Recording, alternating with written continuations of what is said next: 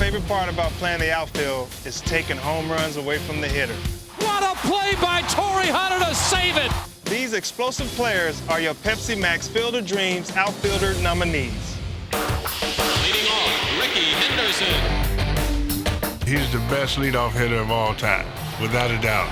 He was a perfect storm of speed, intelligence, strategy.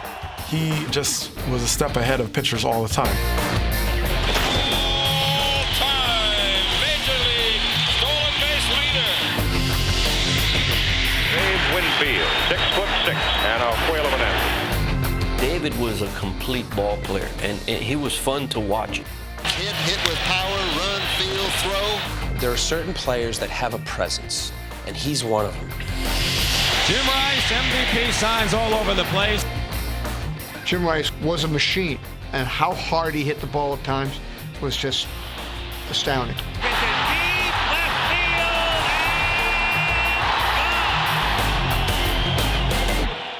And the first of our 3 Pepsi Max Field of Dreams outfielders is Ken Griffey Jr.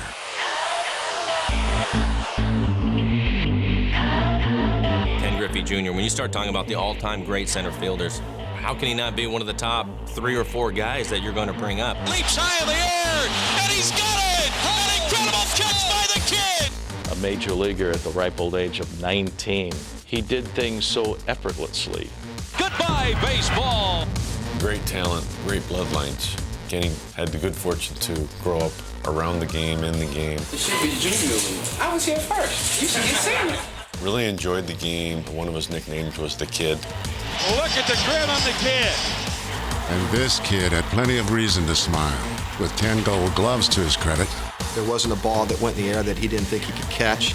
Ken Griffey on the run at the wall. He leaps and makes a spectacular catch. And with a strong throwing arm for a center fielder, which is an attribute you don't often see. Whitaker is tagging, so is Tram to throw to third. He is out. The legend continues to grow. Amazing in the field, powerful and productive at the plate. His hitting was something that he was born to do that. Very effortless, very smooth. Very, very good hitter. Definitely against me. Junior is beaten Flash on more than one occasion. He hits this one high and deep to right field, and it is gone. He could hit to all fields. Very aggressive hitter. He won 4 home run titles in his career and was an MVP. Did he know it? Absolutely. One of the best center fielders of all time. The numbers he put up some seasons were staggering. In 1997, he had 56 homers and 147 RBIs. The next year, he had 56 homers and 146 RBIs. And he finished his career 5th on the all-time home run list. Number 600 for Ken Griffey Jr. We saw him blossom into one of the greatest players the game has ever seen. Reginald Martinez Jackson. It didn't matter which uniform Reggie Jackson wore. He always somehow managed to command the spotlight.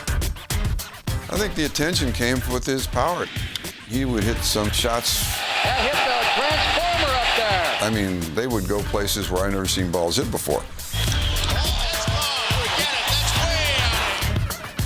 Reggie hit 563 home runs and captured 4 home run titles. High drive, it is gone.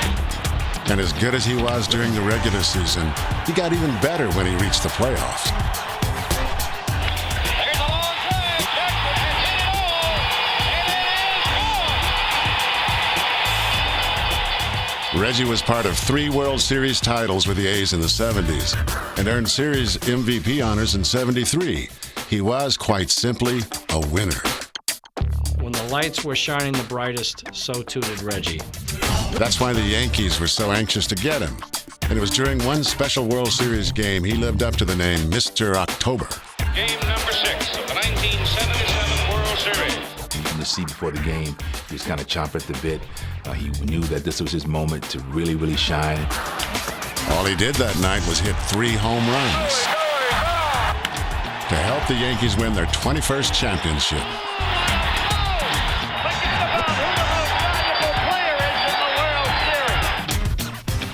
It's a great feeling. Guys like DiMaggio and Mays and Aaron and Clemente and I can now say that I had one day that was like those guys.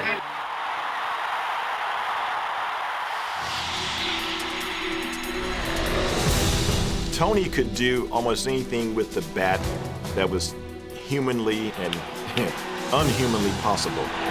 Vintage Tony Gwynn. Tony was as pure a hitter as they come. Gwynn is an amazing hitter. He sees the ball and he puts it in play. Every year in and year out, I mean, he was hitting over 300, usually well over 300. In fact, just once in Gwynn's 20-year career did he hit under 300, finishing with a lifetime .338 average. He had the uncanny ability to place the ball exactly where he wanted to put it. I'm standing in the 5.5 hole. This is where the bulk of my hits went. Ground ball into left field. Gwynn was a pioneer when it came to using the technology of the day to hone his swing. Man who studies films constantly to make that swing even better. First guy that really kind of instituted video to our game. Solid front leg, heads down on the ball. Perfect. That is kind of my trademark, is that, you know, I wasn't afraid to work. Notice how all the damage is done in one area? In August of '94, Gwynn made a late-season drive to become the first man to hit 400 since Ted Williams in '41. I was fortunate enough to manage Tony Gwynn in '94. He hit .394 that year, and the last 2 months of the season, he went from about .372 to .394. Well, it's something new. Base hit the center for Tony Gwynn. That was very important to Ted because he loved Tony Gwynn. It wasn't just hitting, and Tony was a complete player. Long run for Gwynn. Did he get it? He got the catch. Tony had this amazing work ethic that allowed him to be the Gold Glover that he was, the All-Star that he was. And of course, a first ballot Hall of Famer. A fitting tribute to a man whose consistency was uncanny, dazzling fans and teammates alike. He was the best hitter in all the baseball that I've been around, and the people that I've played with, I would put him at the top of the list. The outfield for the Field of Dreams team will take on the team of one lucky fan. After more than 2.5 million votes, we're down to 4 candidates, one of whom can be found in the Sunshine State. My name's Mark Kramer. I'm from West Palm Beach, Florida. Come on, Smiley, show how you get down.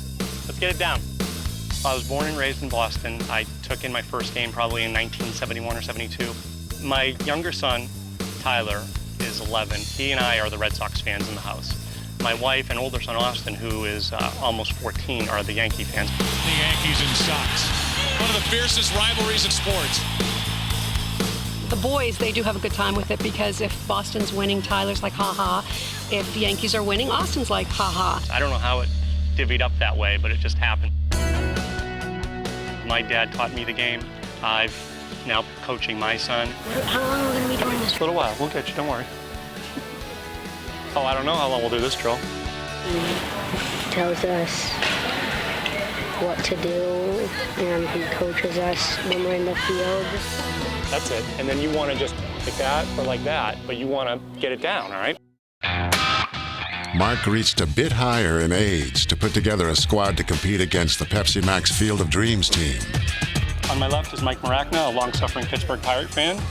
On my right, Jay Weber has a great taste in baseball. He's a Red Sox fan. Red Sox win! To me, it's a great source of pride to have these all-stars come here to our local community and play at one of our local fields, have my son see that game. I think the village will support this wholeheartedly because we have a very growing community out here. Yeah, I want to pitch to them. Can we win? We'll try. We're gonna get killed. It'll be fun, but we're gonna give it our best shot.